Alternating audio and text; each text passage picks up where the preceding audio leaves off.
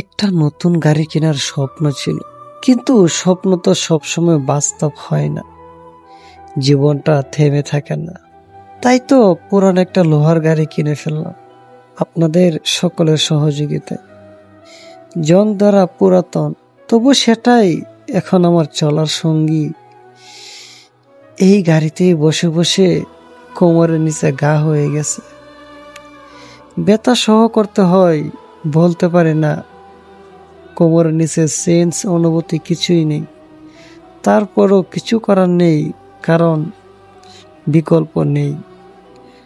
গাড়িটা কয়েকদিন পর পর নষ্ট হয়, মাঝপথে দাঁড়িয়ে পড়ে। মানুষ হাসে, কেউ সহানুভূতি দেখায় না। তবু মেরামত করে আবার রাস্তায় নামি। এই জং ধরা গাড়িটা এখন আমার জীবনের প্রতিচ্ছবি। আমি যেমন ভেঙে পড়ি, আবার উঠে দাঁড়াই। এই গাড়িটাও তেমনি নষ্ট হয়, আবার চলে। জীবন থেমে গেলে চলবে না। এই লোহার ব্যথা ভরা গাড়ি নিয়েই আমাকে ছুটতে হবে, কারণ আমার থেমে যাওয়া মানে আমার মেয়ের স্কুল মাদ্রাসা বন্ধ হয়ে যাওয়া। আমি থামতে পারি না।